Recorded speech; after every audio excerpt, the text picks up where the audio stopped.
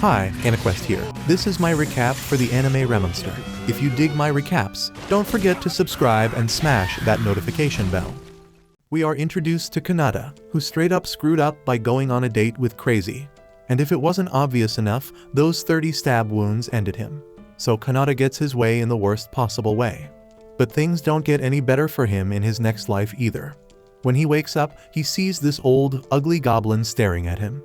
He doesn't get what is going on, but it seems like he has been reborn as one of them. The elder gives him a new name, Goblin. Then the old man shoves a big juicy maggot down his throat for that extra protein. Since Goblin is just a baby, he can't talk or refuse anything. By the second day, he wakes up and finds himself surrounded by a bunch of ugly green babies. He gotta face the reality that he is just as ugly as them. He comes to terms with the fact that he died, and now he is stuck as this weak and helpless baby. So he spends the rest of the day crying over the loss of his fine human face. By the third day, he realizes goblins seem to grow up faster than humans. But that doesn't change the fact that he is still bald. At least he is able to move and talk again now. So even though it ain't ideal, he decides to make the best of this new life and go out to face the world. On day 4, the now mostly grown goblins meet with the elder once more as he's holding a platter of maggots for them. He calls them freeloaders, so from today on, they gotta find their own food. Goblin ain't too thrilled about willingly eating maggots, but it's pure protein, so he gobbles them down regardless. After that, he gotta step out into the big, wide world all by himself. As he leaves the cave, he sees a dope-ass world with all kinds of plants and animals he ain't ever seen before. There's another goblin who follows him, and he is scared as hell because it's his first time outside. So Goblin tries to reassure him, saying it's his first time seeing this place too. The other goblin is named Goblin, and even though he ain't the brightest, Goblin decides to team up with him for one really important reason: he got them bulky genetics, so he gonna help with the hunting. They spot a rabbit in the forest, so Goblin sends Goblin to go after it head on. The rabbit starts running away from him, but that's part of the plan. Goblin set himself up in a nearby tree, so as soon as the rabbit was in range, he jumped down and snapped that bunny's spine with a stick. This hunting strategy is hella effective, but once they catch the bunny, Goblin starts getting greedy for more meat. So Goblin gotta smack some sense into him and show who the boss is. After giving him a solid dose of tough love, Goblin starts prepping the bunny for their dinner. He snaps off the corn, and after checking it out, he realizes he can make a decent weapon out of this thing. Just then, he sees this notification in his head, and he don't know what the hell to make of it because the elder never gave him any tutorial on this. But before he can think too much about it, Goblin all recovered and is ready to chow down on his share of meat. Goblin give in and bring out the meat, and Goblin gobble that shit up with mad gratitude. On the 5th day, the two continue their hunting strategy, and Goblin has successfully implemented the rabbit horn as a weapon. As he takes another horn from the rabbit, he gets another notification in his head. But he still ain't sure what the hell it means. He sits down to munch on some meat, but as soon as he takes a bite, his eyes start glowing blue, and he finds out he has acquired an escape skill from the rabbit. It all clicked for him now as he remembered that in his past life, he had this rare ability called absorption, which let him have a shot at taking in the abilities of whatever he ate. Even though he still got absorption, it seems like all the other abilities he gained before got reset because he was in a new body. It's still pretty damn lucky that he got to keep a skill at all, so he's cool with how things turned out, since there are plenty of monsters creeping around in the forest that he can eat to gain power. By the 6th day, Goblin already started attracting girls with his bomb-ass meat. She is straight up amazed that he and Goblin managed to snag them horned rabbits when others died trying to do the same. And since she actually got hair, it confirmed that goblins can have follicles, but Goblin and Goblin are just bald as hell.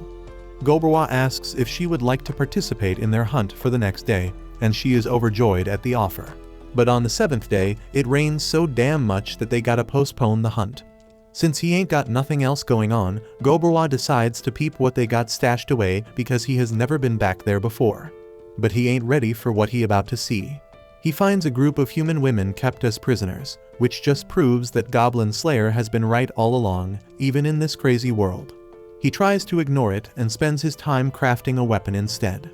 Then the Goblin Elder named Goblin comes over because he notices Goblin has some strange motivation to survive. He thinks Goblin might level up faster than expected at this rate. Goberwa didn't even know there was a level system here, so Gobjai told him to tap his forehead so he could see it.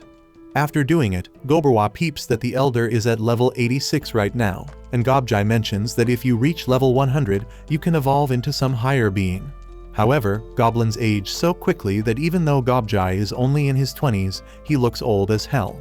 As he leaves, he tells Goberwa that he'll get to see what an evolved hobgoblin looks like when the promising youngsters return from the village, but something doesn't feel right to Goberwa. The next day, it clears skies, so Goberwa heads out to hunt with the other two. They work together like straight-up pros, considering they have only been around for a week. Gobmi holding it down as backup, Goberwa taking care of business from a distance, and Gubkichi leading the way up front. They can get themselves a large haul of meat, and Gobmi is brought to tears as she takes a bite due to how thick and juicy the meat is. Goberwa takes a bite too and ends up learning a bunch of new skills from that snake meat. The next day, they keep on hunting, but on day 11, they make the dumb mistake of going into some unknown cave. They find themselves staring down a massive swarm of vampire bats. They start hauling ass trying to run away, but the bats are too fast. So Gubkichi and Goberwa decide to stay back and deal with them. They are initially overwhelmed, but then Goberwa puts that evil eye skill he has to use and freezes all the bats in their tracks. With the bats frozen solid, they go ahead and kill every last one of them. After that, they chow down on their sorry-ass corpses, and Goberwa gains some fresh new skills from eating that bat meat like echolocation, venom resistance, and even COVID-19.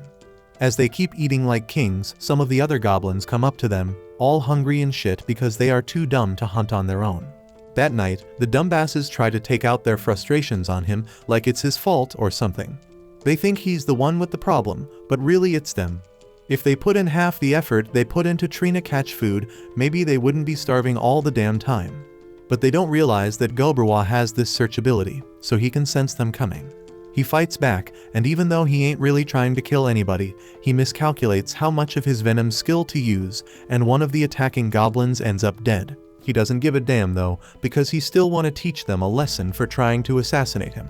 But then Gobmi shows up, and even Goberwa feels sorry for them after what she does to them for attacking her precious Goberwa. The next day, they head out to hunt again and plan a coordinated attack. The orc is minding its own damn business when Gubkichi throws a rock right in its eye. While it is blind as a bat, Gubkichi rushes in. The orc knocks him back with its pickaxe, but right after, its fingers get smashed by another damn rock. Then they go ahead and mess up its kneecaps with a club. Goberwa finishes it off by stabbing it in the head multiple times. Once that orc is dead, they chow down on its meat.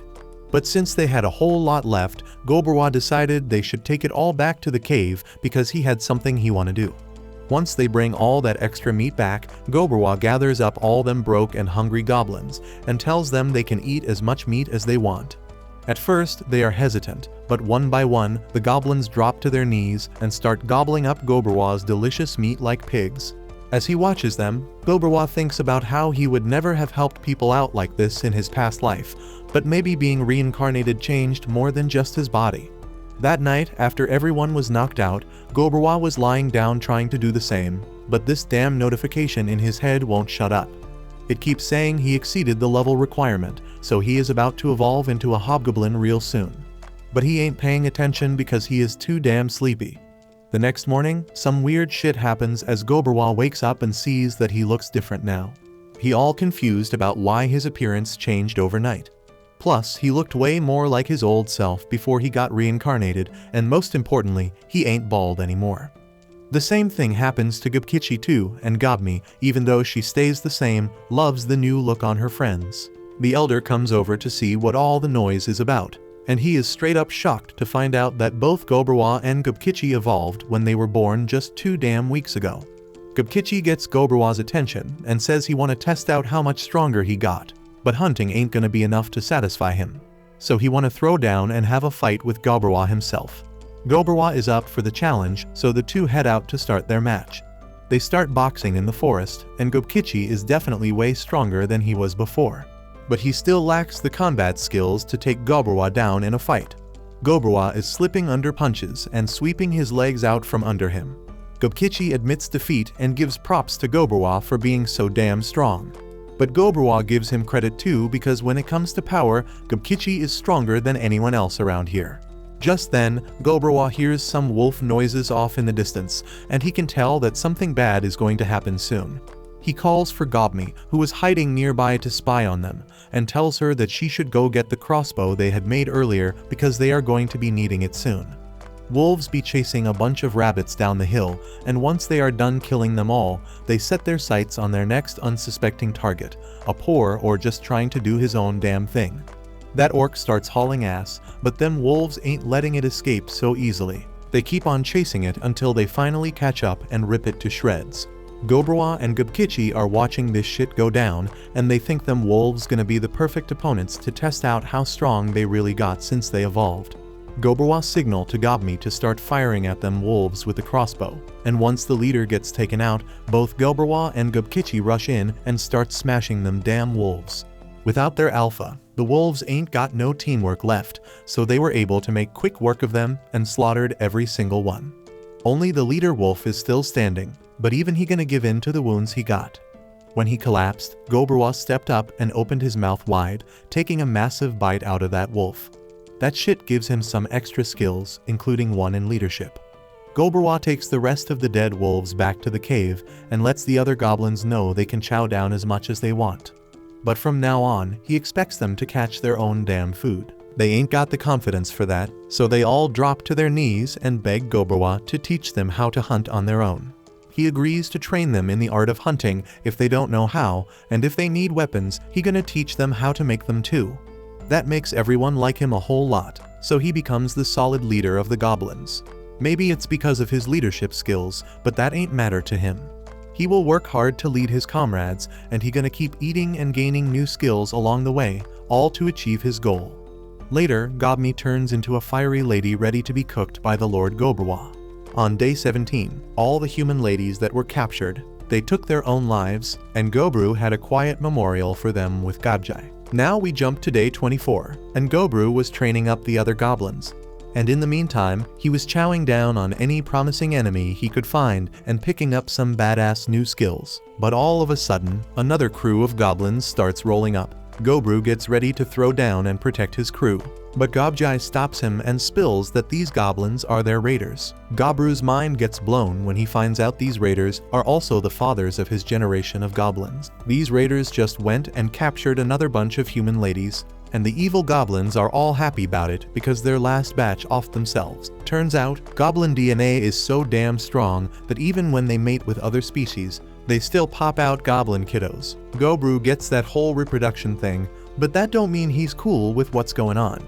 He asks if he can be the one to take care of the human ladies, but the raiders' leader ain't having it. Gobru's goblin gang is ready to back him up, but it just starts dividing the two groups. Just then, two goblin girls come strolling in and tell both sides to chill the hell out and avoid a full-on civil war. These genius girls are named Hobasto and the mage Hobse. They come up with a kick-ass idea. Have the leaders of both generations fight, and the winner gets to call the shots for the village. The raider wants to teach Gobrwa a lesson, and Gobru's down to throw hands too. The fight ends real quick when Gobru busts out some mysterious string moves. The others couldn't understand how he did it, so Gobru explains that it just comes out of his body. Turns out he learned this ability after munching on a demon spider and can produce spider silk. The girls are straight up amazed that a dude like him was born while they were away. And Gobru declares himself the new leader of the village. He asks if anyone's got a problem with that, but ain't nobody got the guts to challenge him. Gobru tells the humans that he's ordered everyone to keep their mitts off them.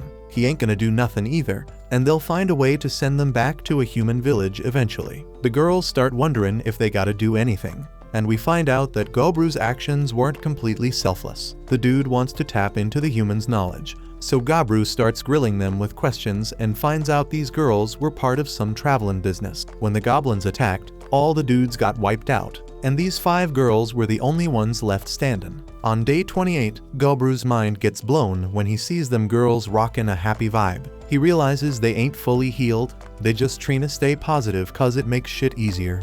Gobru whips up some food for them, hoping it'll help them out. Turns out 2 of the girls are badass cooks and tailors. The one with glasses is an alchemist, and the spacey chick is an appraiser and a smith, and the redhead is a rookie warrior. So Gobru decides to include her in their training later on. Gobru trains all of them hard and ain't afraid to throw some insults when they get tired. For the next few days, he focuses on group exercises instead of hunting, and he drills into their heads the new rules he sets for the crew.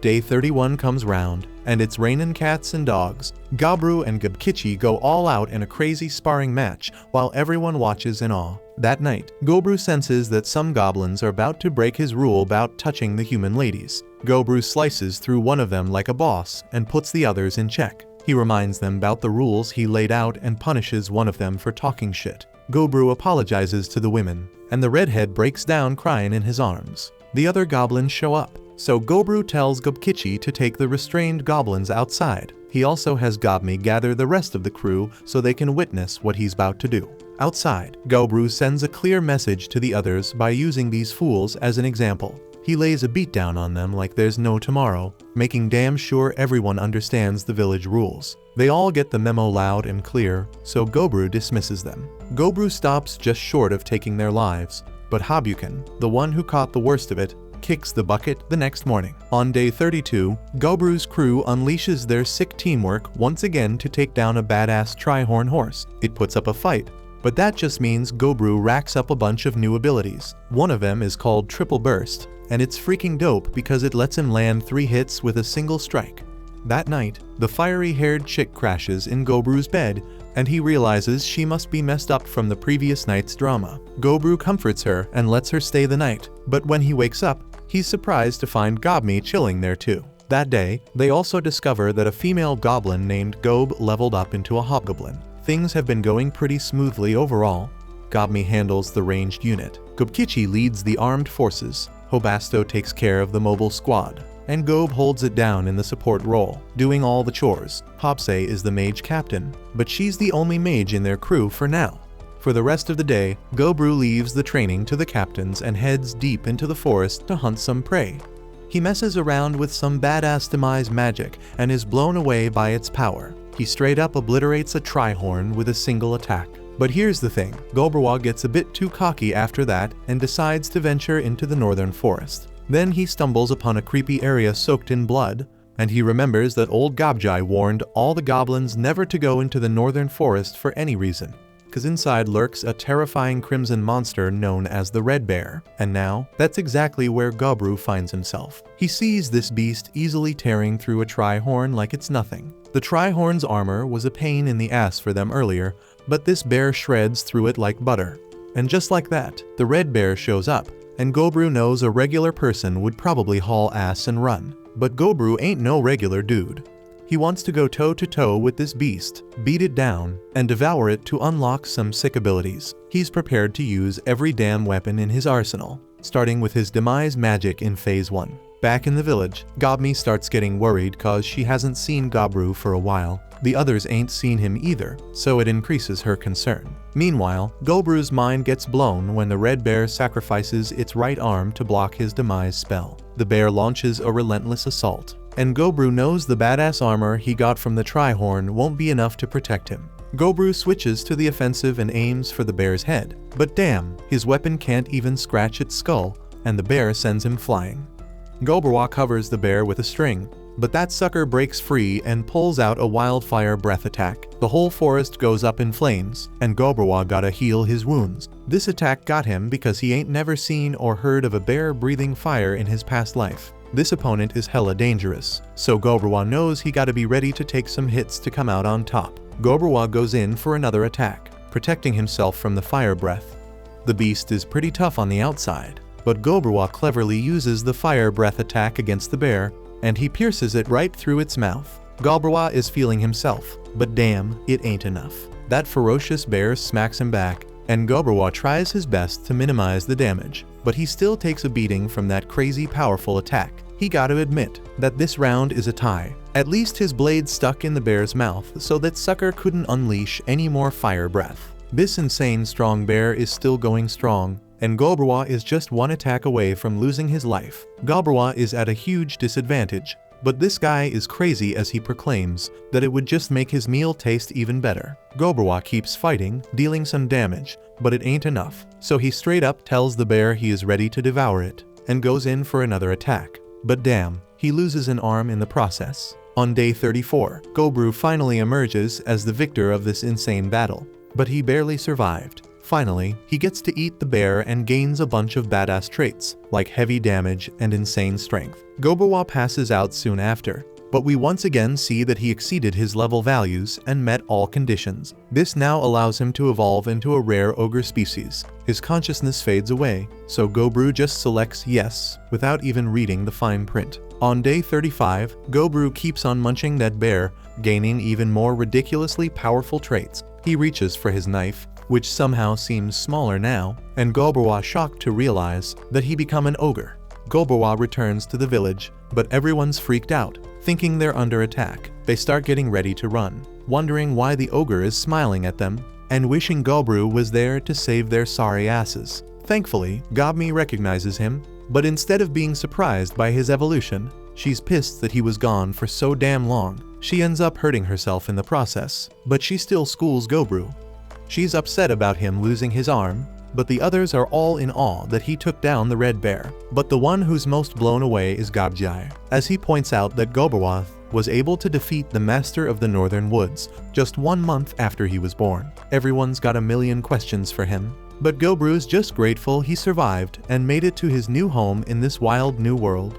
Ever since Gobru turned into an ogre, Gobmi's been straight up clinging to him non-stop. But before we get into that, our boy needs to change his clothes. He walks into the storage room, and the ladies there are shocked because they don't recognize him at first. But once he shows off his mad skills to prove his identity, they chill a bit. One of the human girls peeps this beat-up axe, and she's all stoked to fix it. And while Gobru's there, she lets him know she made a knife out of a freaking magic stone. She wants him to check it out. Gobru's impressed by her hustle, so he pats her on the head. Stockholm Syndrome must be hitting her hard because she's loving it. On the other hand, Gobmi and the redhead girl straight up hates it. They're all jealous because Gobru's giving another girl attention. Then Gobru goes over to check on the twins, see how they're holding up. But the workload they have is too much for just the two of them.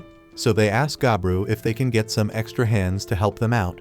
Since they asked, Gobru decides he can tell a couple of the goblin girls to lend a hand. The twins are stoked to hear that, but even Gobru's amazed at how fast they started liking goblins, even though their whole family got wiped out by them just a week ago. He jokes that they'd make great wives, and the girls don't seem to be against the idea. But Redhead and Gobmi, they're definitely not feeling it. Next up, he checks on the green-haired girl who's been grinding on making potions. He checks out one of the vials and can tell it's straight up poison, and the girl doesn't even deny it. She made it for protection because at the beginning she planned to wipe out all the goblins by poisoning their food. But then she found out there were trustworthy goblins like Gobrawa, so she ain't gonna use it no more. The next day, Gobru realizes he can't keep up with his usual training because in his ogre state, even holding back against the other goblins nearly kills them. So he's gonna lay off fighting with them. Gobkichi takes the loss really hard and decides to go hunting to clear his head. And while Gobru's worried about him, he knows the dude needs some alone time. The rest of the day just goes on with everyone doing their usual stuff. And for once, Gobru gets to chill and pass the time by sewing next to lonely Hobsei. Even though Homeboy lost an arm in his fight with a red bear, it ain't really slowed him down much cause he's got a slime skill compensating for it. But anyways, Gobru tells Hobsei he wants his book back so he can finish reading it. But she straight up ignores him and keeps reading like he ain't even there. The next day, Gobru was chilling and grubbing on his lunch when Gob comes rushing to him, holding a messed up carbuncle in her arms. Gobru tries to heal it up, but damn, it's lost a ton of blood, so he said he'd have to ask the potion maker to whip something up to help her out. After the treatment, the carbuncle wakes up all confused, wondering what the hell is going on and who all these random people are around her. They break it down for her, and she's hella grateful because they saved her life. Even though they're all strangers, she introduces herself as Returner and spills that she got attacked by some humans not too long ago. And that's how she ended up in such bad shape. Apparently, the gemstone on a carbuncle's forehead is worth a crazy amount of cash, like 1 billion gold coins or some shit. No wonder these dudes are trying to ice her for it. Returner pleads with Gobru to help her ditch these adventurers who are after her because she knows she's on borrowed time. Turns out, Returner was an artificial carbuncle some legend wizard made a long time ago to guard his treasures. But during the attack, the core keeping her alive got really fucked up, so there was no way she'd survive like this for long. Her master held a major grudge against humans, even in the afterlife. He'd rather let his legendary treasures fall into the hands of goblins than let humans touch them. So if Gobruwa helps her kick those adventurers to the curb, she'll happily hand over all the treasure to him. This is a freaking golden opportunity, so Gobruwa ain't gonna let it slip away that easy. He gathers everyone up and drops the bomb that they're all gonna hit up this treasure spot today and scare the shit out of some humans. He asks the blacksmith girl if she's got that spirit stone knife she was talking about the other day, and she hands it over. Gobru ain't usually one for knives, but he figures it's better than rolling up empty-handed if he wants to intimidate these fools. The Goblin squad rolls deep into the treasure spot that Carbuncle mentioned. Once inside, Gobru tells Gobkichi and the crew to lay low while he tries to negotiate with the humans. He starts wandering around solo, looking for the adventurers, but out of nowhere, those same fools pop up and trap him. They start grumbling about having to deal with an ogre now too, but they decide to just get rid of him fast. An assassin tries to sneak in for a kill, but Gobru peeps that shit from a mile away and blocks the strike with his bare hand. The adventurers are shocked that the assassin's stealth got busted so damn easily. But then Gobru cuts in and shouts that they up in somebody else's house right now, trying to steal their shit and even almost off the Guardian. And to top it off, they don't even think they did anything wrong. Lucky for them, Gobru's a chill dude and gives them a chance to save themselves from a world of hurt. They start swinging at him, but they so weak that he dodges their attacks like it's nothing. He still offers them a chance to bounce before things get ugly. But damn, humans be known for their sudden lack of brain cells when common sense is involved. So even though Gobru clearly outmatches them, they keep coming at him until he finally loses his patience and gets ready to crack some skulls. It's starting to sink in for those adventurers that they fucked up messing with Gobru. But it's too late to turn back now because Gobru uses his earth magic to trap them in place, and calls for the crew to jump these fools. After they finish beating down the adventurers, they strip them of everything they got and kick them out. So Gobru decides to chow down on all that loot and ends up gaining the skills of the items too. Now he can summon a badass item box that holds over 100,000 things. Since he held up his end of the deal, Returner leads Gobru and the crew to the treasure room where her master bit the dust. Surrounded by all his dope shit, this dude was the wizard Velvet, and Returner says he had mad skills talking to spirits, which is how he scored a bunch of spirit stones. Returner's time is up, so she thanks Gobru and the crew once again for their help and disappears, leaving behind her head gem, which Gobru munches on. They take a moment of silence for Returner, but after that's done, they start looting the place for anything valuable. And that new item box comes in clutch. But before they dip, Gobru feels bad about leaving the body out in the open like that. So he figures burning it would be the best move. And as he does, the body turns to ash, leaving behind a gauntlet that Gobru wastes no time putting on. The gauntlet seems to be a legendary magic item, so once Gobru puts that bad boy on his missing arm, it straight up fuses with him and replaces what's gone. This arm is straight up epic, with mad features like rotation, poison production, and even strings. But the best part, it works just like a regular hand. The next day, Gobru spends a grip of time checking out all the gear they scored from the treasure room. And let me tell you, since that stuff was collected by a legendary wizard, it's all top tier and hella powerful. So the next day, Gobru hooks up the 15 hobgoblins and the crew with some magic items, distributing the loot fair and square. He keeps this vermilion spear and a sick-ass magic bracelet for himself. So now he's rolling with 3 legendary magic items, all for his own use. On day 40, Gobru decides to set up some battles to see who's the top dog among the hobgoblins. The next day, he heads out early in the morning to hunt down some prey he's never faced before. First up is this golden spider, and he straight up one-punches that sucker. And after chowing down on its meat, he gains a new skill that lets him create golden threads. As he keeps trekking through the forest, he ends up under a tree bathed in light. Now, this is a bit of a problem because it's the turf of these creatures called dryads. They prey on dudes from intelligent races and lure them in to be their food source. Gobjai gave Gobru the lowdown on them, and he personally wants to get sucked dry by dryad. But Gobru would never go for something so luxurious. Or at least, that's what he tells himself. Because the second a dryad shows up and starts getting all up close and personal, Gobru folds like a cheap suit. He tries to play it cool, but then he remembers he's still a virgin in this world. And all rational thinking goes out the window as Gobru unleashes his sacred skill, the golden carrot. The dryad is straight up blown away by what she sees, and let's just say a whole lot of wild stuff goes down in the next 5 hours. And when they finally finish, The Dryad is begging him to come back soon for more rounds.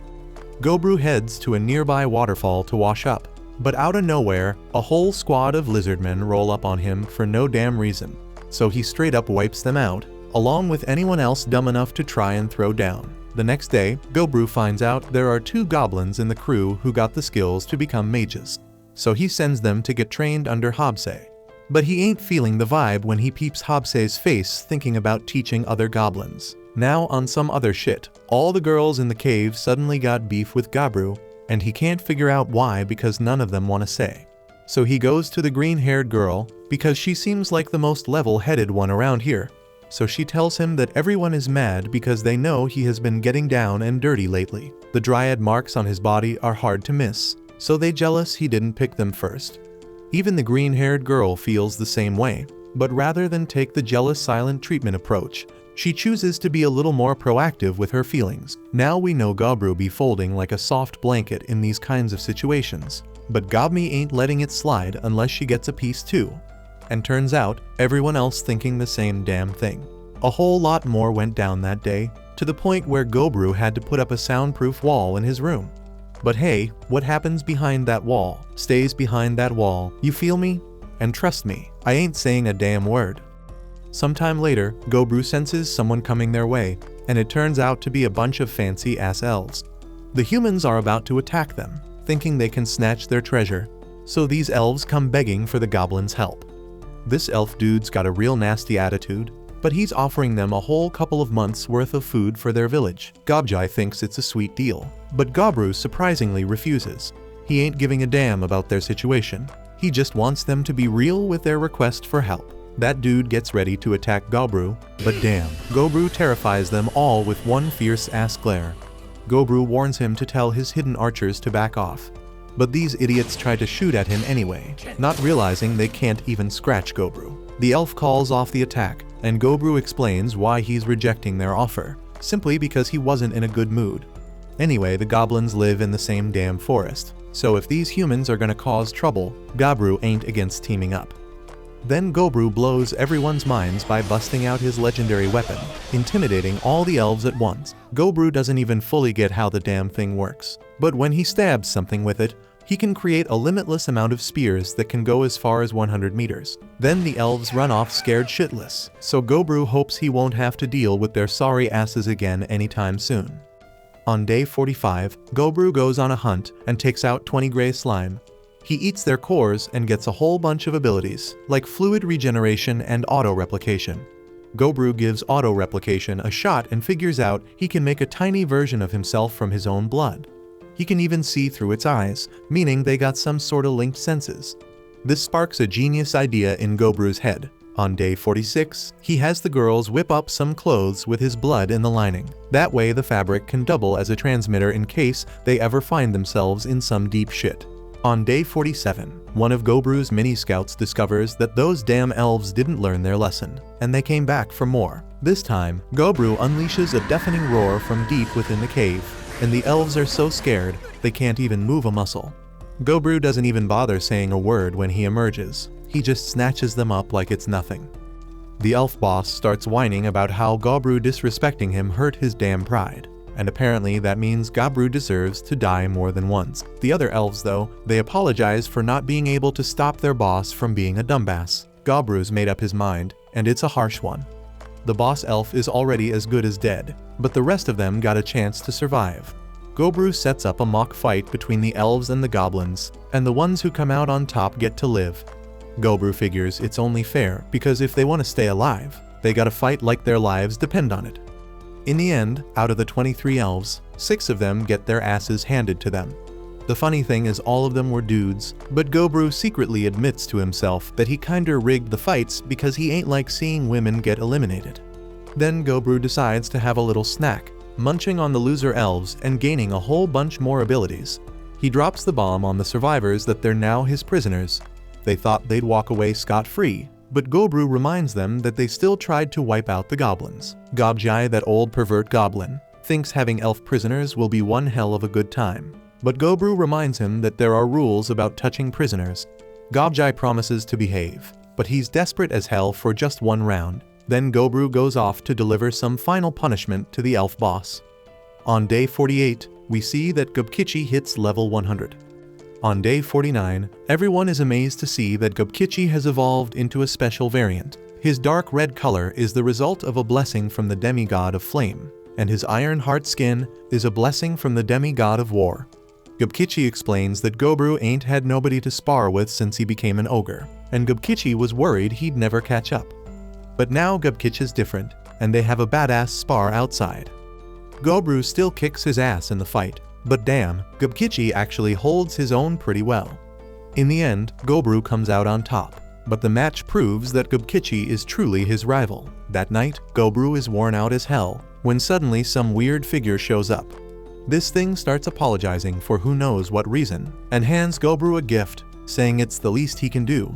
Gobru wakes up all confused, having no clue what the hell just went down. On day 51, Gobru starts wondering if Gobkichi has been an inspiration to the others because now they got themselves 4 new hobgoblins. One of them even got the skills to be a mage, and another one's gonna be a cleric. This cleric goes by the name of Hobuji, promises to heal as many folks as possible. Hobsei's gone through some evolution too and leveled up to become part of the Lord family as a half spell lord. Most spell lords don't have those dope markings on her arms, but Gobru notices they look just like the ones on his own body. Hobsei's got so much freaking mana flowing through her, she's itching to test her strength outside. She shows off her insane power with a mind-blowing fire attack and says she could pull off at least 20 more of those. That's some next level shit. But what's more surprising, she's only a half spell lord for now, and she'll probably evolve into a full spell lord next time. Gobru hooks her up with some fresh gear to match her evolution, and she tells the jealous Hobasto that she will catch up real soon. Gobru realizes that evolutions have been happening like crazy lately, and he suspects it's all because of him. See, a goblin's environment during their first month of life has a major impact on how fast they grow. It's pretty damn cool to see everyone getting stronger, but Gobru admits that not everyone in the village is so lucky. On day 52, the older generation of goblins start bitching and moaning. They've been trying their damn best to keep up, but all these young goblins are leaving them in the dust, so they decide to peace out from the village. And you won't believe it, Gobru doesn't even kill them for betraying him. He explains that they ain't stealing nothing, so it's their damn choice if they want to bounce. And to top it off, Gobru actually gives them a farewell gift, a badass magical knife made of metal with a wicked sharp edge. On day 53, Gobru comes across some poor human who got taken out by an orc. The dude was pretty much done for, but after Gobru ate him, he discovers the guy had some real interesting ability. Gobru hopes to use it in a way that honors the guy. This ability's called Monster Tamer. That night, Gobru's happier than a pig in shit because the alchemist reveals she's managed to whip up some booze. On day 54, Gobru announces that the older generation of goblins has dipped out of the village and he offers anyone else a chance to join them. But turns out nobody else wants to leave, so they all raise a glass for a toast. On day 55, the freaking genius Gobru starts working on making earrings infused with his own blood, so they can use them as communication devices. On day 56, Gobru finds out those earrings work like a charm, so he makes enough for everyone to rock them. On day 57, Gob straight up took down a Trihorn, and Gobru decided to test out his Monster Tamer ability he got from that human dude. And damn, it worked like a charm. The Trihorn became their first familiar. Now on day 58, turns out Gobru's got a dope-ass Great Bear familiar too. He's also got the leader of a pack of black wolves as his pet, and the ultimate bodyguard for the human ladies. But on day 59, Gobru gets hit with a major shock. That weak-ass redhead girl from before. She's transformed into a straight-up badass warrior, and while they are eating, Gobru gets surprised when she finds that she just got a new job. A little while later, she shows off her mad hunting skills, and Gobru spills that her new job is a shadow soldier. Basically, she's gotta chow down on monsters every so often or she'll kick the bucket. But damn, it leads to some insane growth. Later on, Gobru gets word that the humans are attacking goblins in the forest, so he realizes that it's nearly time for the war between them and the humans. Now on day 60, Gobru senses some kobolds being chased by something he can't even detect with his search ability. When the kobolds make it to the cave, they see that the pursuers are these magically animated skeletons. Gobmi's archers try shooting them, but their arrows do jack shit. There's a crazy amount of skeletons, so Gobkichi fears that things are going to get really bad. But Gobru's search ability lets him peep that there's one major signal behind all those skeletons, probably the thing that's creating them. The others try fighting off the skeletons, and Hobasto's attack makes Gobru realize something. Cutting them up don't do squat, but smashing them to bits is incredibly effective. They all drop their weapons and start bashing those suckers left and right. But there's still way too many of them, so Gobru decides he's gotta end this shit. He starts counting down in his head as he plows through the skeleton army. He finishes 3 seconds early, but he manages to crush the monster that was spawning all those damn skeletons. Eating that thing gives him the ability to summon lower undead and materialize high-tier equipment, among other sick powers. After all that, the kobolds apologize for their screw-up. Turns out they accidentally dug into Velvet's treasure stash, which the goblins raided earlier, and they woke up the guardian, the big bad skeleton. In a last-ditch effort to survive, they hauled ass to Gobru's cave, who has become known as the terrifying Black Ogre. Now these kobolds call Gobru their lord, but he straight up reminds them that he has eliminated plenty of their kind. But they're mad grateful he saved their sorry asses, and they get that it's the law of the jungle, the strong devour the weak. They owe their lives to Gobru, so they declare that what happens to them from now on is totally up to Gobru. Gobru gets it, and he has their cleric check out their wounds. Then he takes a look around at everyone in his cave. He ain't got a clue how it all went down, but he's gathered himself one hell of an interesting crew.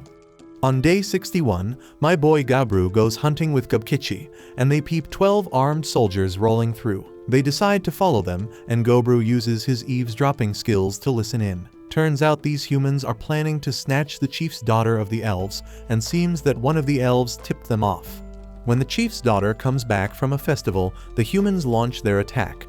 They take out her guards like it's nothing and grab her. Gobru ain't about to just stand by and let that happen, so he swoops and saves the girl and captures all the humans. On day 62, my man finds out the human army is gonna strike in 20 days. Gobru goes ahead and chows down on all 12 of those humans, gaining a bunch of dope abilities. When the elf girl wakes up, she's all terrified of Gobru. He notices she's got wings, which ain't usual for elves. Gobru tries to calm her down, but she's freaking out, thinking he's gonna do some messed up stuff to her. Eventually, she chills a bit after sipping some calming tea, but she gets pissed when Gobru tells her he couldn't save her guards. She blames him for just watching while they got attacked, but he explains that the human-elf war ain't his damn business. Gobru lets her know there's a traitor among the elves, so she should be more upset about that. She starts crying like crazy, so Gobru tells her to get some rest before they take her back home. That night, Gobru has to remind the old perv to keep his hips away from the elf girl. On day 63, they bring the girl back to her elf village. She explains that wings are something only high elves have, but they usually keep them hidden inside their bodies. They ain't meant to be shown to others, but she's still learning how to control them, so they pop out sometimes. When they arrive, Gobru senses 25 archers aiming their arrows straight at him with mithril heads. Luckily, the chief's daughter steps up and tells them the ogre saved her life. The chief shows his gratitude for saving his daughter, but Gobru makes it clear he didn't do it out of pure goodwill. He wants a reward and figures this is his chance to see how the chief judges things, and we see that the chief rewards him with a bow called the Failnaught, a family treasure and magical item. The daughter's shocked he'd give it away, but the chief explains it's a small price to pay for her safety. Gobru's cool with that, so he offers to give the elves some intel on the human army's movements in return. The two crews are all cool now, and the elves hooked up the goblins with a load of mithril gear. The chief asks if they know anything about their missing elite fighters, but Gobru plays dumb, acting like he ain't got a clue. To show appreciation, the chief even gifts Gobru some top-notch liquor. Gobru promises to have their backs whenever they need it, and that night he's blown away by how damn tasty that alcohol is. On day 64, Gobru's hella surprised to see that Gobmi leveled up and became a Dampier variant. On top of that, they got 8 new hobgoblins rolling with them. Gobmi's got some fresh powers now too. The ice god blessed her with the ability to create and control massive amounts of ice. Her evil eye can even charm enemies into fighting each other. Gobru feels like he recognizes her new look, but he can't quite put his finger on it. And Gob also evolved and is now a half-Earth Lord. Earth Lords can control the ground and make their bodies stronger. She even got lightning magic to spot gems. And as for Hobasto, she evolved into a half-bloody lord. He can straight up control blood and turn it into weapons. Also, all these evolved goblins have tattoos for some reason, and each one in a different spot. They claim those tats give them power, so Gobru's eager to learn more about them. Because of all these transformations, Gobjai decides it's time to give them all new names. And there's this chart showing the power rankings of different races, where Ogro comes in 5th, trailing behind the Dampiers and Lords. Ogro knows the elves gonna come calling for help when they go to war against the humans. He knows they need all the help they can get, so he hands out communication earrings to the new crew. The elf girls they got captured ain't feeling it, though, because it's hella taboo for elves to mess with their ears. But Ogro ain't discouraged. He's gonna work his wild ways to change their minds. Ogro brings the new crew along for some training. He busts out his summon lower undead ability and summons a bunch of skeletons for some hands-on sparring. He even decks them out with armor, because the better the armor, the stronger the skeleton tends to be. The elves struggle and lose most of their fights, but Ogro's still stoked because trust is being built within the group. On day 65, Ogro done figured out that if he uses less mana, he can create regular-ass skeletons, zombies, and other undead. He is wondering what they damn taste like, but it's a bummer he can't eat them, but they are good for practicing though and gaining experience. They get purified as soon as the daylight hits, so not being able to use them during the day is a real buzzkill. Ogro's crew now be rolling deep with over 100 members. The kobolds are in a pretty low spot, so they gotta hustle harder than everyone else. After a fight, Ogro is worried that Gobfu is chowing down too much on rotten meat, but she thinks it's the best. On day 66, Ogro got Earth to seal off the cave exit where the skeletons were coming out. He also sent the kobolds on a hunt to get more wolf familiars. The kobolds work faster than expected and bagged 20 wolves. On their way back, they run into a badass boar, and Earthy straight up destroys it. Later, the Forge Girl reveals she upgraded the axe that Ogro messed up while fighting the Red Bear. She modified it with a mix of spirit stone, iron, and mithril. Ogro is impressed, and the Smith Girl reveals she has upgraded into an elemental smith. On day 67, Ogrekichi spills that he has been having a crush on Earthy. Surprisingly, Ogro already knew, so Ogrekichi explains he needs help because he don't know what to do. Ogro comes up with a plan for him and wants Ogrekichi to make his move that night, hoping for good news in the morning. That night, Ogrekichi straight up tells Earthy how he feels, and she seems to take it well. The next morning, Ogrekichi is feeling light on his feet and stronger than ever in a match against Ogro. Ogrekichi landing more hits than usual, and Ogro was glad things went well for his boy. Turns out, Earthy talked to Dombi about it the day before, so Ogro and Dombi set the stage. Ogrekichi had become so damn strong and energized lately that Ogro had to swap himself out and let the black skeleton spar with him. After the training, Ogro's usual crew went on a hunt. They stumbled upon a bunch of insect monsters Ogro ain't seen before, and damn, he gained even more abilities. The dopest one is called the exoskeleton. Ogro used it and was straight up shocked to find he turned into one of the badass transforming superheroes. This new exoskeleton is tough as hell. It can repair itself and absorb impacts. It is a little too flashy for Ogro's taste, but Dombi thinks it looks hella cool. Ogro tries to rock his old threads again, but damn, he ends up butt naked. Turns out his regular clothes got used to build that dope exoskeleton. It's a damn shame because he was feeling his outfit. It was made from the pelt of that red bear. But Ogro realizes that this exoskeleton thing is even more lit because it lets him unlock 5 different forms. One of them used the red bear, so now he can unlock others. After thinking it over, Ogro decides he wants forms for air and sea battles. So he starts by registering one from the bugs, so he can sprout wings and fly. It's a bit tricky to control though, so he gonna need some practice. Day 69 comes, and it's pouring like crazy. This fiery redhead wants to throw down with Ogro. She's been making steady progress, so she's been asking for more training lately. Ogro thinks back to when she was like a little puppy, but now she's more like a full-grown Doberman. And for the Smith Girl has been meeting up with the elves regularly, so they can brainstorm ideas for new weapons. She's working on a repeating crossbow, but things ain't going too smooth, so Ogro tells her to switch gears and start making them. Ogro hooks her up with more materials and hopes she can whip up a new weapon for him. The chef sisters even got a new title called head chef. Ogro had them try to recreate dishes from his past life, like potato chips. After that, Ogro meets up with the alchemist to talk about making magical items. She shows him this bone nail she made from the black skeleton's bones. This thing can freeze anyone it strikes in place. The other girls catch Ogro getting cozy with the alchemist, but he and I will not talk about what happens next. Day 70 comes, and some elves roll up representing their chief elf. These elves pass by their old crew on the way, but Ogro's earrings got this sick illusion effect that makes them look like dark elves. The elf kid spills that the humans are making moves. The elves can't handle them solo, so they need Ogro's help. They don't care about the price, they just want the enemy wiped out completely.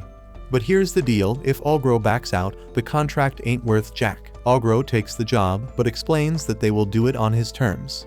He tells the kid to give the elf chief a bracelet, so they can stay connected. Info is a powerful weapon, and Ogro's got his blood minis scouting the woods. He gathers everyone up and announces it's time to put all their hard work to use. From this day forward, they're gonna be a badass mercenary company. They're a crew of professional fighters now, and everyone's digging it.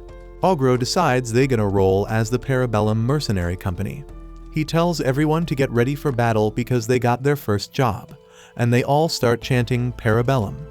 On day 71, Ogro's Parabellum crew kicks off their first mission. They deep with a total of 36 members, and with Spellsay's sorcery, their pet monsters could join them for a total of 73. They roll out early in the morning based on some intel one of Ogro's minis snagged. There's this barrier around the human army base, but Ogro uses some attribute on his silver arm to wreck that shit. Once the barrier crumbles, Earthy steps up using her earth-controlling power to block any escape routes for the humans. Dami and Spellsay take the lead, unleashing a coordinated magical barrage. Ogro is summoning a horde of skeletons, and throwing in some spears for good measure. But damn, he's surprised to find out that ain't enough to wipe out the humans. There's this Lady Knight leading their defense, so Ogro gives her a proper introduction to himself with a roar. The humans can tell the Black Ogre is controlling the undead, so the Lady Knight declares they're gonna take him down together. The human mage starts the attack, and Ogro is impressed when the Lady Knight buffs up her speed. He complimented her for assessing the situation and the mana she covered herself in. Even her strategy to stab his heart out is smart. But ain't good enough, because Ogro just pushes her back. Then Ogro announces that he likes what he sees, so they all gonna live as his prisoners. The Lady Knight wasn't having it, she just wanted him dead. Ogro gives her props, but she says if he wants her as his prisoner, he gotta show his strength. If she gets defeated, he can do whatever the hell he want. Ogro tells his crew to take out everyone except the Lady Knight, the sorcerer, the priestess, and the swordswoman with a fire sword. They gotta be captured alive, but the rest can get wiped out and eaten. Ogro then explains to us what happens next, which is a one-sided slaughter. Dombi's charmed evil eyes charm the hell out of the human soldiers, making them fight each other over her, and Ogrekichi straight up overpowering the fools. Blitzado uses her power to turn blood into weapons, and Earthy follows up with her skills. They manage to defeat the enemy without losing a single one of their own, but the Lady Knight did get one good hit on Ogro. It barely does any damage, but just reaching him is impressive as hell. Right then, the human mage gets ready to unleash an attack and begs the Lady Knight to get the hell out of there. Spellsay peeps that mage's attack is a 5-level spell, and she's straight up worried that Ogro might not be able to handle that shit. And to make it worse, the Lady Knight is sacrificing herself to make sure Ogro takes the hit from that magic attack. The human mage apologizes and admits he can't hold back no more, so he unleashes it. But Ogro declares he already won, as he ain't intend to let the Lady Knight die. Then the Lady Knight watching in awe as Ogro skillfully throws up a magical shield. And Spellsay's mind is blown away too, because that shield requires him to combine 3rd level demise magic, a vacuum shield from his silver arm, and some other abilities. Ogro had to pull out all the stops, but he managed to block that dragon spell attack. It's a total victory for Ogro's crew, and he making it known that capturing all those powerful fighters is a big damn deal. Ogro throwing a feast and gaining a crazy amount of abilities. Afterward, the elves celebrating the victory. Ogro heading to check on the new prisoners, but they weren't doing too good. On day 72, Ogro breaking it down that with his earrings in place, the humans can't lie or hide anything anymore. So they scored a ton of info, the elder elf asking for that info and offering to pay with some alcohol, and of course Ogro jumping on that offer. using the item Ogro sent him. He's sharing the info he got from the prisoners. That includes the secret routes the humans planning to use for the next ambush, where they're gonna hit the elves from all directions with their massive numbers. Armed with that knowledge, Ogro's crew moving around the routes, setting traps, and chilling in a trench. The human troops are led by fully armored knights, and there are about 500 of them. And to top it off, there are 100 wizards in the mix. Ogro explaining that if the elves went head-on against them, it'd be one hell of a long and tough battle. But for Ogro and his crew, it's pretty much just practice. Ogro kicking off the attack, his crew cutting off escape routes and dropping their numbers with boulders. They go from 500 knights to 300 in a hot minute. Pit traps and arrows keep whittling them down till there's less than 100 knights left. Then Ogro is impressed when the commanding knight tells his troops to build a wall with any damn thing they can find, bringing the fight to a standstill. So Ogro sent Ogrekichi to throw down with their commander. The humans of course fought back, but Ogro sent in enough warriors to make sure every damn knight was wiped out. The only thing Ogro wonders is if Ogrekichi will be able to hold himself back. But Ogrekichi starts wrecking the commander, and the commander can tell that everything about Ogrekichi is insane. Ogro gives props to the commander for putting up a good fight, but in the end Ogrekichi comes out on top. And just like last time, Ogro throws a feast and gains a whole bunch of abilities. Ogrekichi points out that the commander reminded him of Ogro, but Ogro doesn't see it. And out of nowhere, Dami shows up and drops the bomb that she wants to have Ogro's baby. On day 74, the night prisoners think being captured alive is more humiliating than death. Their commander tells them to chill because they got food and a place to crash, so it ain't all that bad. The knights call out the commander for being from a commoner background, saying he wouldn't understand. And this whole prisoner thing is a damn shame to noble folks like them. Later, Ogro has the commander spill on why the humans are attacking the elves. Turns out the whole mess started because a princess got hit with a rare disease that's fatal 99% of the time. She is bid to a king of another empire, so he orders that a cure must be found. The humans found out about the elves' secret medicine, made with the blessing of some demigod of the forests. The whole damn war boils down to human greed. Later, Earthy is tripping when some crazy shit goes down during a mining session. Everyone wonders if they're getting attacked, but it turns out the water just created a hot spring.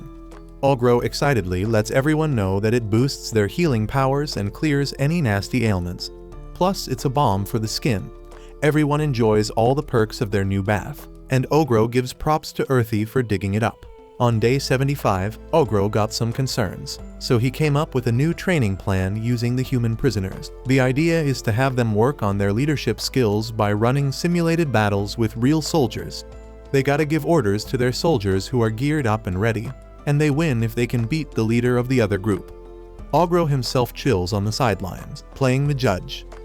For example, Spelsay is giving orders to the defensive troops, and Dami taking charge of the archers. Dami and Spelsay looking pretty strong in the leadership department. But Ogrekichi and Bludsato can't score any wins. The humans watching and can't even make sense of what's going down since it's goblins practicing military shit. The commander says he's done playing around with bones and was hoping to throw down with Ogro one-on-one. Ogro is impressed by his courage. This dude still want to challenge him even if all his buddies keep losing. So Ogro starts having some respect for the guy he calls the Steel Knight. Then the dude gets shocked when Ogro covers him in mana. Ogro explains that he'd wipe the floor with him if he didn't level the playing field a bit. Ogro unleashes some of his power, and the knight gets hyped because it's clear he's down to fight. Ogro goes at him, but the guy never stands a chance because Ogro straight up wrecks him. Ogro heals him up, and Ogrekichi declares he wants to fight the Steel Knight too. As Ogro watches them brawl, he can tell that Ogrekichi is also got inspired by the Steel Knight's spirit. Later, the dude explains he comes from a place with a bunch of demihumans, so it's easier for him to communicate. The Steel Knight notices the diverse range of races Ogro gathered and can see that he got them organized real well. He even starts wondering if Ogro was sent by some divine intervention. Then the guy quits being a knight and announces he wants to fight for Ogro. Ogro accepts, which means he ain't a prisoner no more, and Ogro plans to put his talent to good use. Ogro puts the redhead under the Steel Knight's wing and tells him to teach her some badass human combat skills. Later, the elf elder agrees to take care of the wounded humans. Ogro wants to know about the secret medicine the humans are so desperate for. and the elder says that it's the same medicine he gave Ogro before. Apparently this medicine is a freaking game changer. It can cure almost any damn sickness. Ogro can't believe the old elf gave him something so damn valuable. But the elder explains that their laws only forbid sharing it with humans, not with the ogre who saved his daughter. Ogro decides to try the medicine for the first time, and it gives him a weird-ass sensation, and also blesses him with a whole bunch of crazy healing-related abilities. Ogro decides to give a drop of his blood to one of the injured humans. The dude is straight up shocked because not only does his injuries heal up, but his back pain is gone too. Ogro is blown away too because it just hits him that all this ability gaining shit is getting hella wild. He just healed this dude with a single drop of blood, so he can't help but wonder what would happen with more. This kind of power is on a whole other level, so Ogro thinks he might have leveled up into some seriously insane territory. On day 81, Ogro's crew is getting ready for their third showdown with the human army. Ogro straight up snipes someone with a damn spear from 300 meters away, and then taps into its power to produce an endless supply of spears. The battle's over in just 20 minutes after that hit landed. Ogro then uses his slime to clean up all the dead bodies. It's a messed up sight, but everyone agrees that Bloodsato is a little off because she seems to be enjoying it. The next day, the elves start whispering to each other because Ogro brought some humans along to meet the elder. Ogro assures the humans that the elder is nicer than the other elves, and it turns out to be true when the elder hooks them up with drinks and grub. The elder is stoked that Ogro has pushed the human army to the edge, but he ain't looking for a drawn-out fight. So he wants to send his best troops into the next battle to put a decisive end to the war. And since the elder is paying Ogro, he's cool with it. On the way back to the village, the Lady Knight straight up tells Ogro that he has her complete devotion, so she would like permission to fulfill her duty as a knight of the kingdom. She asks if he's down to send some secret elvish medicine to the kingdom to cure the princess. Ogro thinks about how it'd be hella beneficial to have the kingdom in his debt, but there's a problem. In this world, there are 5 gods being worshipped, and they're crazy powerful, which leads to a ton of religious conflicts. Ogro's blessed by the god of demise and origin, so if someone like him provides the medicine, it could cause even more problems. But he seems to have an idea and tells the knight he'll think about it. Day 83 is the day of the final battle. There are 2,000 human soldiers, and with the elves joining us, Ogro's crew is numbered at 650. This battle ain't gonna be like the others because if they just rush in, they'll straight up lose. That's because one of Ogro's blood minis found out something the day before. The humans got a group of 8 badass warriors known as the Rugald Orden. These dudes are seen as the ultimate fighting force because all 8 of them are blessed by the gods. They ain't just strong on their own, they also boost the power of those fighting alongside them. So the more allies they got, the more dangerous they become. But Ogro ain't even sweating when he hears about them. He's just wondering what they'd taste like. It's battle time and Ogro straight up summons his squad of skeletons. Dombey wondered if that was a good idea since the sun would come up soon, but Ogro explained he made some tweaks to the skeletons. He tells Ogrikitch's crew to hold down the perimeter while he takes his skeletons straight to the center. Ogro kicks off the battle, and damn, the humans are straight up shocked by the sheer number of skeletons. The humans know they just gotta wait it out because the sun's gonna rise soon, and it does, so they're relieved thinking they can push those skeletons back now. But they're in for a surprise because the skeletons don't disappear. Turns out Ogro coated those skeletons in some slimy stuff so they can throw down during the damn day.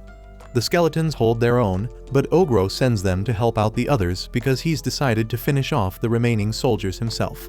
As he powers up for a crazy attack, Ogro's thinking about how the whole damn army's gonna fall apart once he wipes out those troops at the center. Meanwhile, one of the Braves makes his way over, but he's pissed because he's gotta be part of this boring-ass war. He thought the troops just needed to fight harder, but they remind him they ain't as strong as him. When the Brave sees Ogro powering up, he realizes this battle might actually be interesting. The troops are straight up shocked as they watch Ogro gather a bunch of water and blood, and then he unleashes his attack, straight up destroying everyone. The fights made Ogro hungry as hell, so he starts chowing down. But then the casual kid interrupts him, wanting to throw down next. Ogro heard about this dude, knows his name's Filippo, the Bone Bug Brave. But Filippo doesn't like it when someone he doesn't respect calls him by his title, so he gets all riled up. This kid's got some wild-ass eyes, so Ogro figures that means he's been blessed by the god of demonic insects. The kid's pissed at Ogro because he ruined his damn vacation or some shit. Ogro can see the kids acting like a brat, but the pressure coming off his body makes it crystal clear that this kid can seriously fight. Filippo can tell that Ogro's got some kind of blessing, so he wants to know what it is. But Ogro ain't saying a damn word. Then Filippo reveals he's got these bugs that blend his blessing with some necromancy stuff. He tosses them all over the place, explaining how he can make corpses move around. These ain't your regular zombies though, because they can handle the sun. Ogro figures these bugs are some kinda messed up biological weapon. Filippo goes on to say that there's a big difference between braves and heroes. Heroes be way stronger on their own, and the fighters they boost also get a major power up. But heroes can only boost up to 10 people. Braves, on the other hand, can boost hundreds. Just then, Ogro gets his mind blown when Filippo transforms the corpses into freaking monsters. Filippo commands them to attack, but Ogro ain't fazed. He starts tearing them apart like they're nothing. Filippo's impressed, seeing how Ogro smashes them up with ease, so he decides to personally take control of the monsters. The fight gets tougher, and now Filippo's amazed at how damn fast Ogro can heal. Filippo gets ready to use something that Ogro won't be able to bounce back from, so he summons a massive centipede. This thing straight up crushes Ogro, and the kid explains it's his favorite pet. That bug's so famous it's been labeled a natural disaster. It's super dangerous, its venom causing death with just a tiny bit of exposure, paralyzing your organs. But the kid's in awe because Ogro's survived for so long. Ogro's crew starts worrying, as the venom has clearly started to take effect. They're all surrounded by enemies, so no one can help. Filippo praises his pet as it drags Ogro's lifeless body to him, and he sends it off to finish its other task. He's pretty damn sure the fight's over now, so he's thinking about dissecting Ogro's body to figure out what blessings he had. He looks around for someone to help move Ogro's body, but he's shocked when Ogro straight up disappears. Then out of nowhere, Filippo barely dodges an attack from Ogro, and he's wondering how the hell he managed to survive. Ogro ain't giving no explanations, so the kid assumes he used a fake corpse or some shit. Filippo's pet's already hella far away, so he decides it's time to bust out his first secret weapon. Filippo wants them to introduce themselves formally, but Ogro ain't ready for them to know who he is just yet. Filippo steps up and introduces himself, letting everyone know he's ranked number 7 in the whole damn country.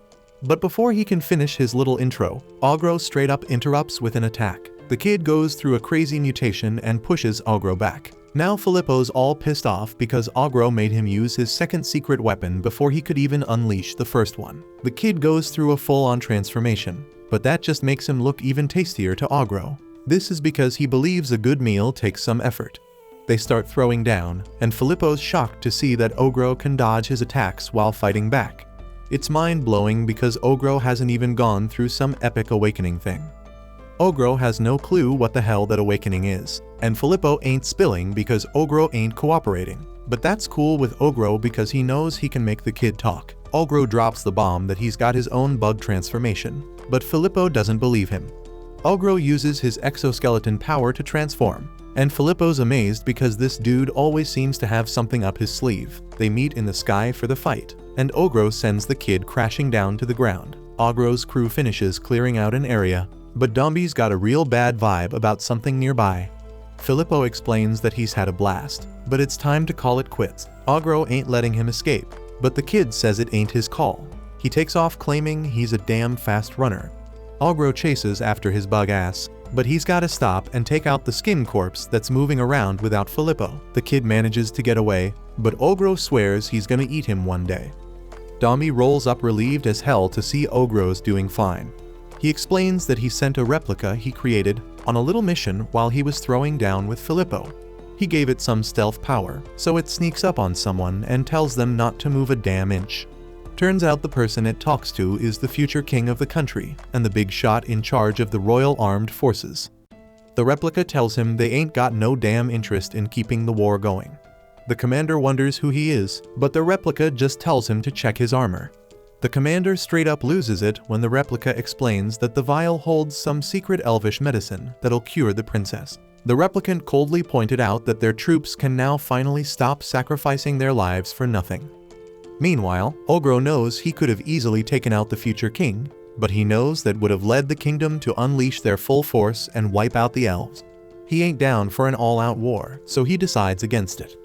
Ogro has Earthy set up a defensive wall so they can get their injured folks to safety. Nearby, some humans are straight up terrified when they come across Ogro. But he tells them to keep moving because the battle's done, and nobody else needs to lose their lives. He starts thinking about how there are more important things that need handling. That night, we find out that 30 Parabellum members lost their lives in the fight. It's a really damn sad moment because they gotta be properly laid to rest. In this world, there's a risk the dead come back as zombies or ghosts, so they gotta be cremated. The others get all emotional as they offer prayers for the brave warriors who fought their asses off till the bitter end. Everyone reacts in their own way, but Ogro ain't feeling particularly sad.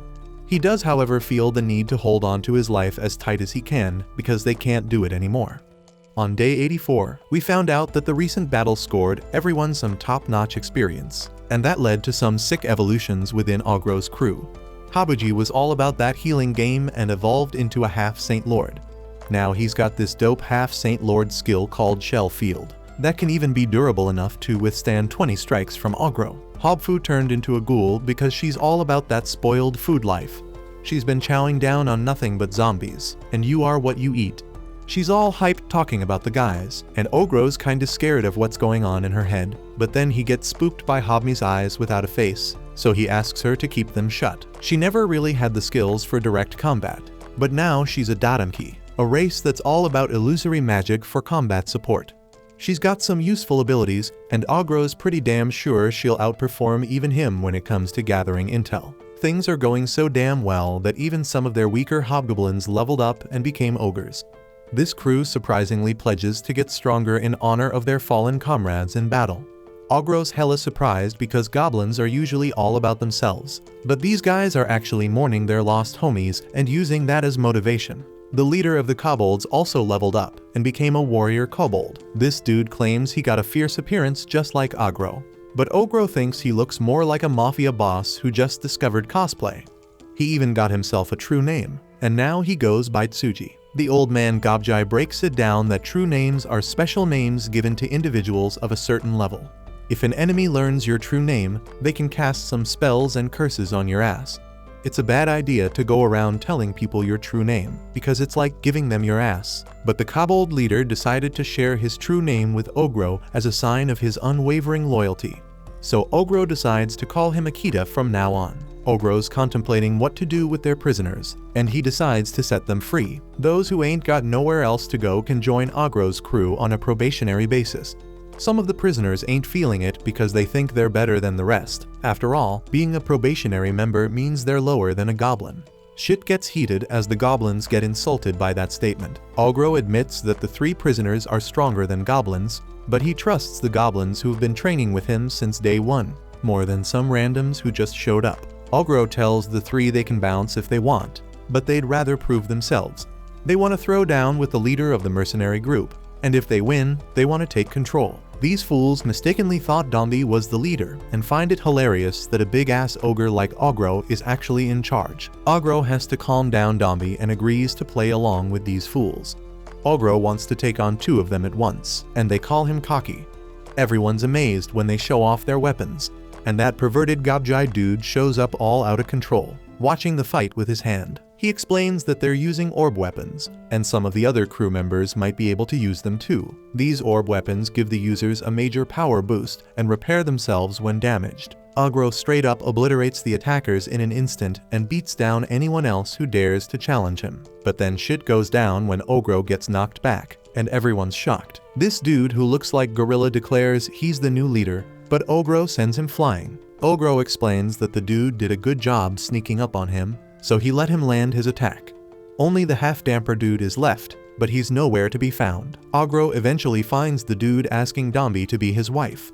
Ogro beats his ass relentlessly, thinking about how the fool hitting on Dombi right in front of him deserves an even worse beatdown. There are some other badass-looking races among the probationary members, but they're grateful to be free from slavery. Ogro gives the damper dude some blood to heal him, but that shit leads to the dude pledging his loyalty and things get hella awkward. At the end of it all, Ogro's crew ends up with 50 more probationary members.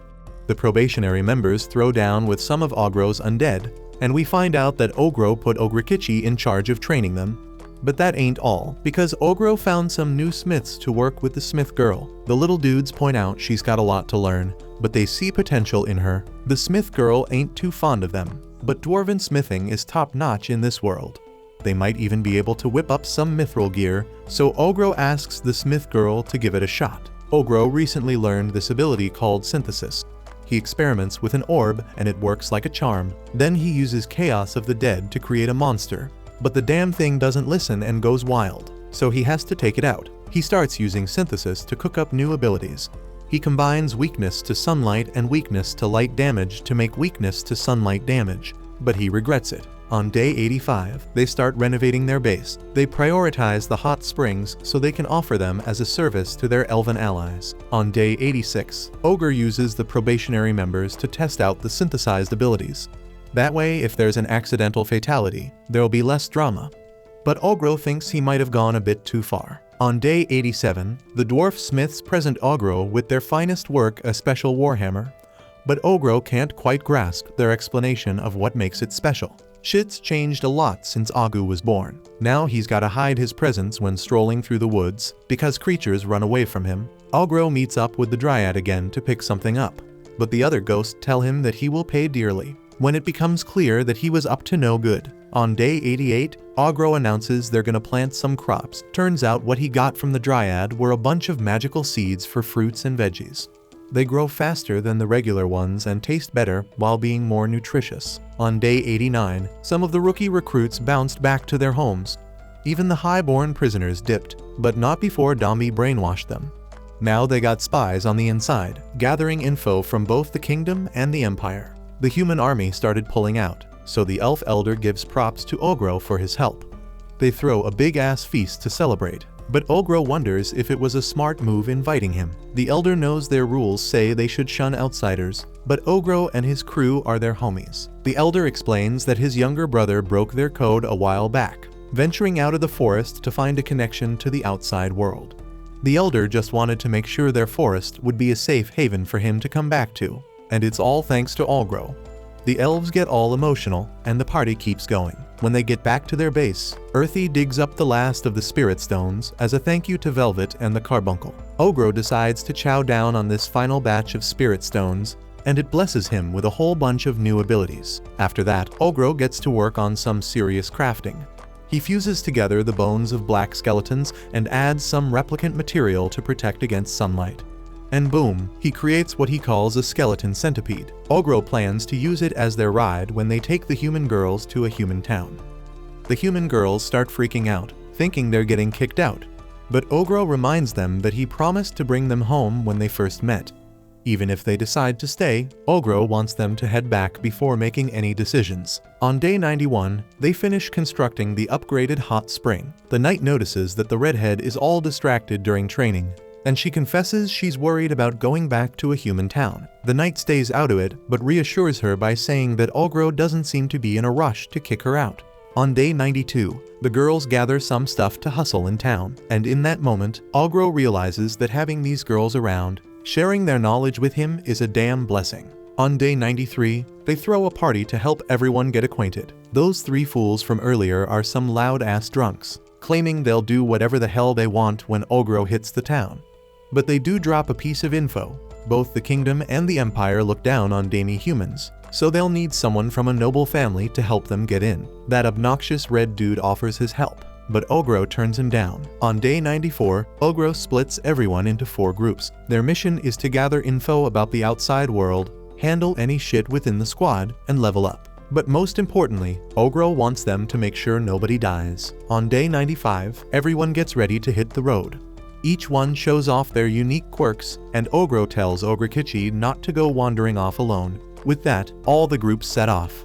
Ogro reflects on how much he's learned living in the forest, but he knows he's got to keep moving forward, because there's still a ton of badass prey out there, just waiting for him to devour them. Thanks for watching. Subscribe to not miss the next part.